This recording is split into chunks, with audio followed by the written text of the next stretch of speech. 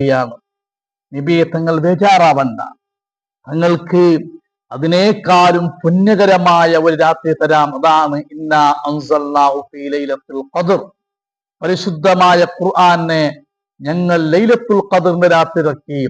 എന്താണ് ലൈലത്തുൽ ഖദ്ർ? ലൈലത്തുൽ ഖദ്രി ഖൈറും മിൻ അൽഫി ശഹർ.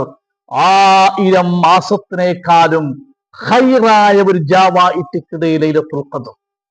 ലൈലത്തുൽ ഖദ്റിന്റെ ജാവു ഒരാൾ 2 റക്അത്ത് നിസ്കാരം നിർവഹിച്ചെങ്കിൽ, അല്ലെങ്കിൽ അണ്ടത്തെ ഒരു രാത്രിയെ ഹയാത്താക്കിയെങ്കിൽ, അത് 1000 മാസം ഇടവിടാതെ ഇബാദത്ത് ചെയ്യുന്നതിനേക്കാളും നിസ്കരിക്കുന്നതിനേക്കാളും പുണ്യകരമാണ് എന്ന് പരിശുദ്ധമായിരിക്കുന്ന ഖുർആനാണ് നമുക്ക് പഠിപ്പിക്കുന്നത്.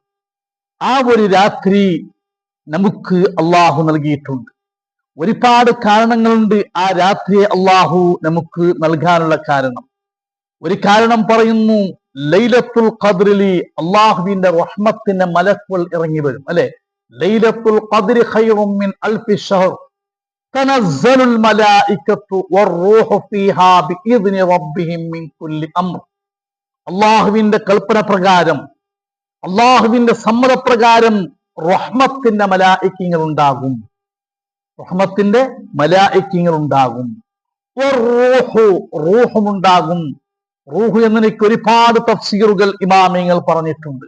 പ്രധാനപ്പെട്ട ഒരു തഫ്സീറാണ് റൂഹ് എന്ന് പറഞ്ഞാൽ സയ്യിദുനാ ജിബ്രീൽ അലൈഹിസ്സലാം ഇറങ്ങുമെന്നാണ് ഉദ്ദേശം. 10-14ഓളം തഫ്സീറുകൾ നമുക്ക് കാണാൻ കഴിയും വിഷയത്തിൽ. അപ്പൊ എന്തിനാണ്